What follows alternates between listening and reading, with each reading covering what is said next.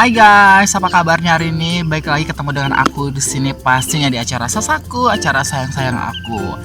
Well, kali ini ya di pagi yang ceria ini aku lagi on proses olahraga. Jadi buat kamu juga pesan aku sedini mungkin untuk olahraga supaya badan kamu lebih sehat. Nah, kalau video kemarin kamu bisa lihat di atas, yaitu video pertama kali aku vaksin di vaksin yang pertama.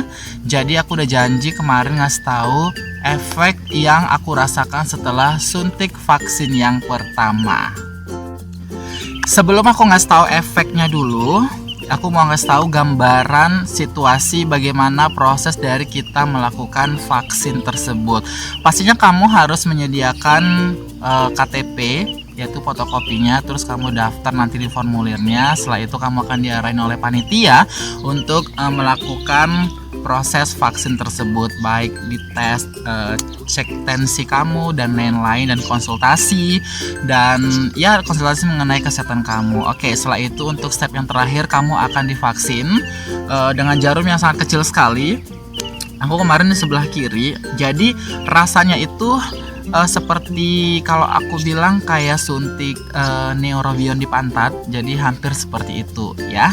Nah, untuk efeknya sendiri, pada saat setelah aku melakukan vaksin, dokter menyarankan aku untuk menunggu lebih kurang 20-25 menit di tempat itu apakah ada reaksi dari vaksin yang masuk ke dalam tubuhku. Ketika tidak ada, maka aku boleh pulang, dan ketika ada, aku wajib konsultasi lagi sama dokternya. Nah, alhamdulillah pada saat itu guys, tidak terjadi apa-apa, so aku bisa pulang pada saat itu. Dan juga teman aku, jadi kami 2 orang pada saat itu. Teman aku juga tidak ngerasain dampak apa-apa. Nah, setelah itu aku minum air kelapa muda. Jadi kita disarankan untuk minum air kelapa muda tanpa sugar and then ice, jadi tanpa es juga. After that, setelah aku pulang ke rumah, yang aku rasakan memang efeknya adalah ngantuk.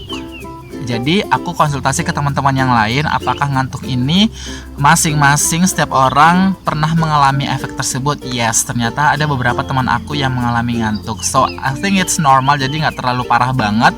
Aku bawain tidur, setelah tidur habis itu baru aku fresh. Nah, di hari kedua aku bangun lagi dan tidak ada efek yang aku rasakan ya.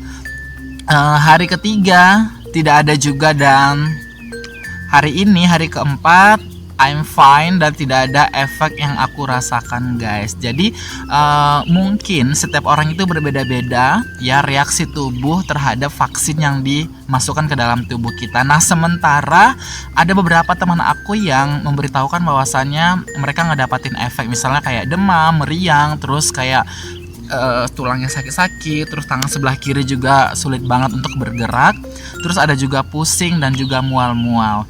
Tapi aku rasa itu normal ketika seseorang ya menerima sesuatu kayak vaksin, jadi itu kayak reaksi tubuh aja.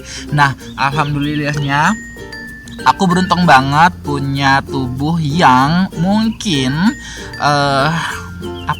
tidak ada yang namanya perlawanan, jadi kayak sinkron aja gitu loh. Mungkin bisa jadi imun aku lagi tinggi, atau sebelum-sebelumnya itu aku memang mempersiapkan kayak istirahat total, aku olahraga, sehingga ketika kita melakukan baik terapi, memasukin obat dan yang lain, ya jadi kita nggak ngedapatin efek. So, saran aku buat kamu yang belum melakukan vaksin, jangan takut, tidak terjadi apa-apa ya, mudah-mudahan ya. Dan aku bakalan nunggu nanti di next month, bulan depan. Jadwal aku kalau nggak salah tanggal 19 bulan depan aku akan melakukan vaksin yang kedua, dan aku bakalan kasih tahu ke kamu prosedur apa yang aku rasakan juga. So guys, itu aja pengalaman aku untuk vaksin yang pertama. Jadi buat kamu di luar sana yang mendengar banyak berita tentang vaksin itu menyeramkan lah atau gimana. Jadi ya kalau aku pribadi sih lebih baik stigma-stigma itu kamu tinggalin. Yuk lakukan vaksin mulai dari sekarang. Kamu bisa cari informasi untuk vaksin yang pertama ya, supaya badan kamu lebih kebal lagi. Maksudnya sih sebenarnya lebih mencegah ya. Memang banyak case di lapangan ada yang sudah vaksin terpapar virus corona lagi. Mungkin itu karena mungkin imunnya rendah, terus prokesnya juga nggak ketat banget. Banyak hal yang membuat virus itu bisa masuk ke dalam tubuh kita. Alhamdulillah sampai sekarang aku belum terpapar COVID-19. Mudah-mudahan jangan.